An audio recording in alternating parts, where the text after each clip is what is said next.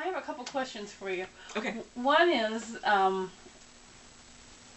if, let's say I have a conflict within my family, which is probably pretty common in my family, but one of my our parents passed away, and there was a farm, and we were trying to decide whether or not we should sell it or rent it out and continue receiving the income for the farm.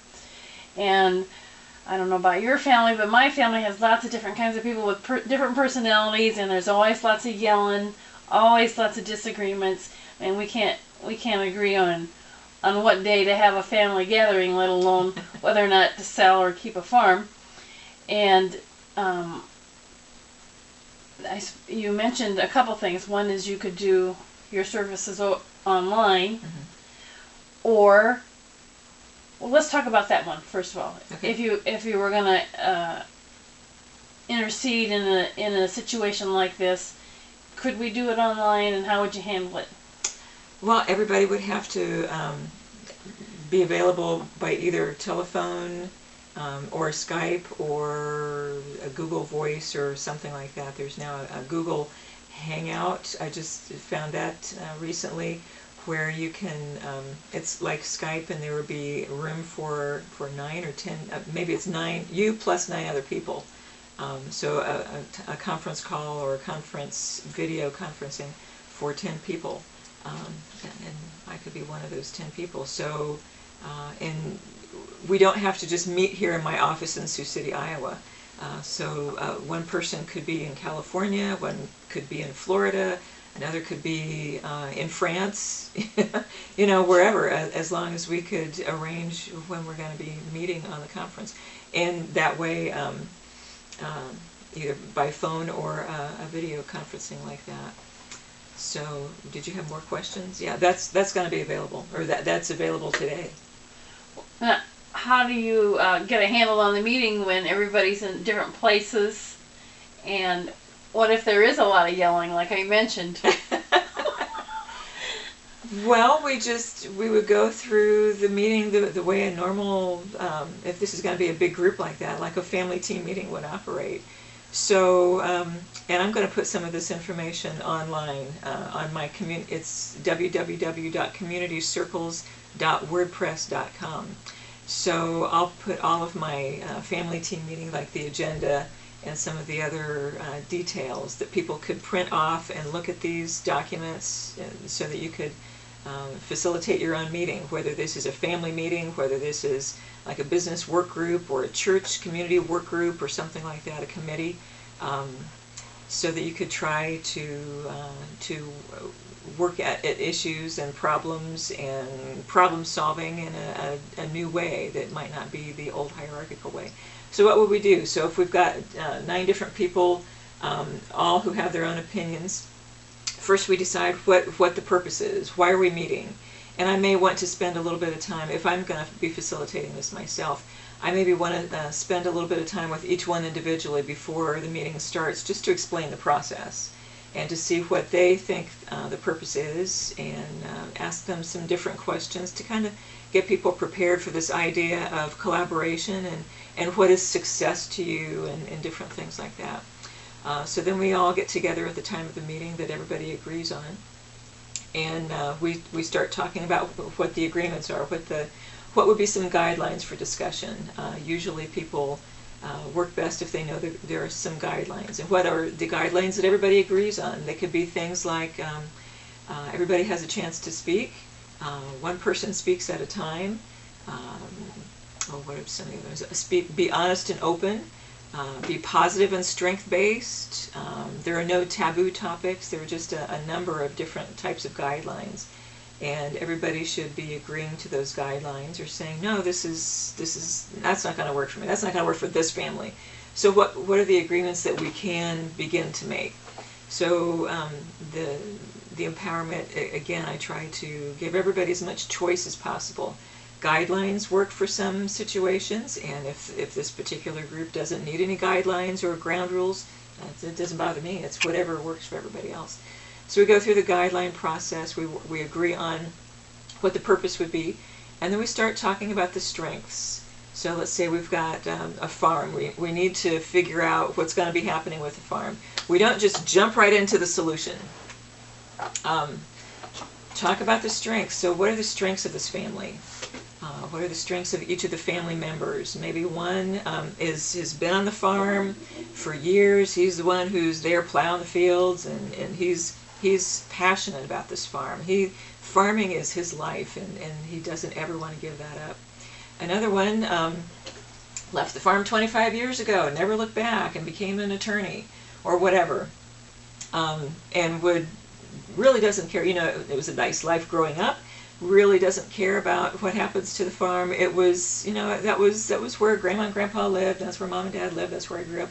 But there's not that passion about the farm. So we find out what the strengths are, what everybody's strengths are, and then we talk about what the needs and concerns are. So the concern is, what are we going to do with the farm? What are we going to do with the land?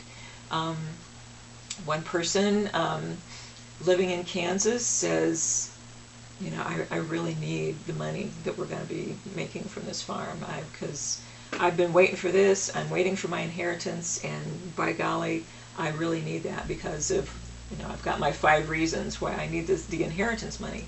And the guy in California is saying, I don't really need the inheritance money, but it'd be nice. So whatever everybody decides about what we're going to do with the farm. And the person here on the farm in Iowa is like, I don't want to give this up. I need to stay here on the farm.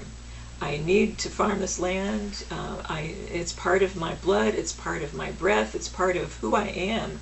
And I cannot even fathom giving it up.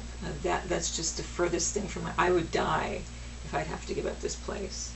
We list all the needs and concerns, and it's not a matter of whose needs are more important, whose needs are right, whose needs are wrong. Everybody's going to be telling the truth, what's true for them. So then we collect all of those needs and concerns, and I'm taking the notes about everybody's strengths, everybody's needs and concerns. Then we've got the whole list of needs and concerns to look at. So what are we going to make? What are some action plan ideas? Where are we going to start with this? Person in Kansas says, I need the money. So what's it going to look like there? How are we going to get the money?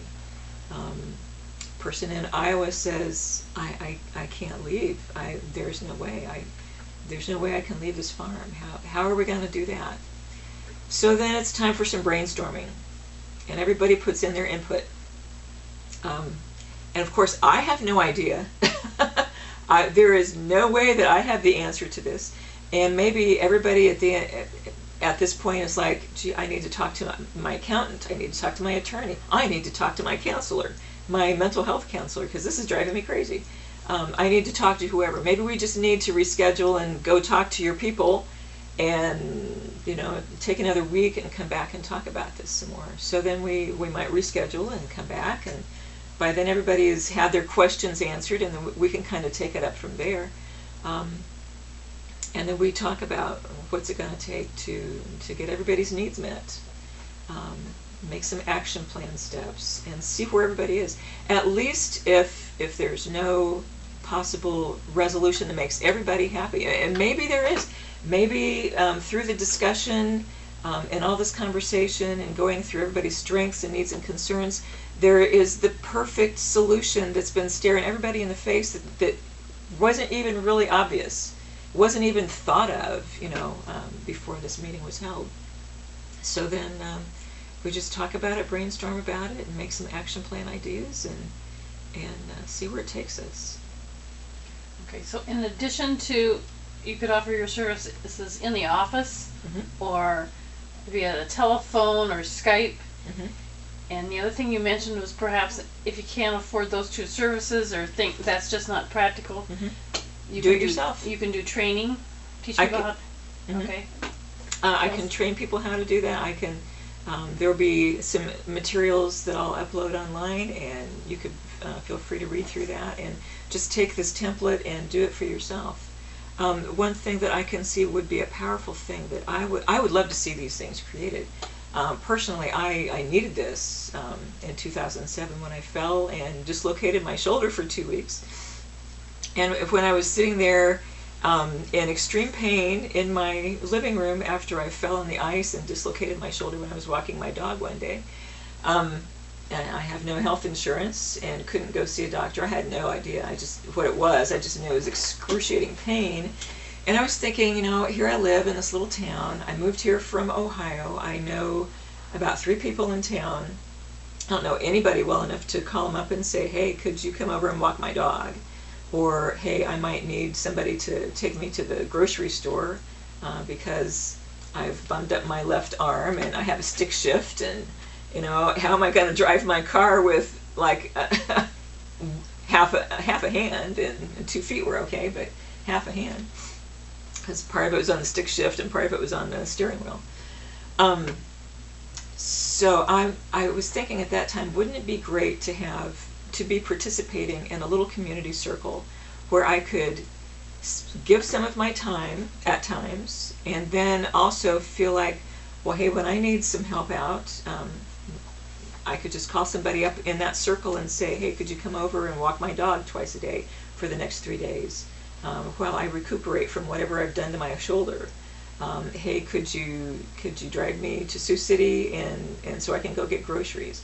That I really didn't, as it worked out okay. I figured out all those things that I had to do for myself.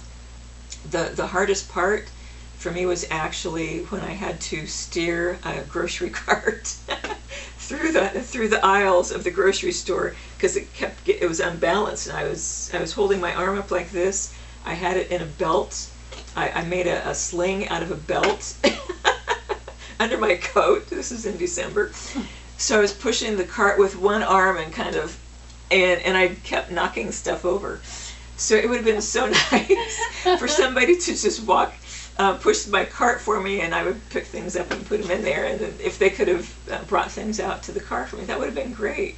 I think somebody actually did. This is a nice grocery store where the nice people who are packing your bags for you, they say, do you need some help out to the car with this? And I said, yes. I never said yes before, but I said yes. Help me out.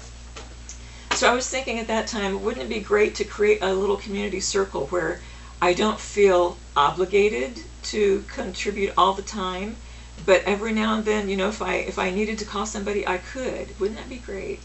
So I would like to see a little community circle develop like this all over the country, where people who are not otherwise connected to their community could be connected to a community that they feel a little part of, that could help them, and they could help people out in the same way. Well, I like that idea. I haven't dislocated my shoulder yet, but I'm sure it's coming.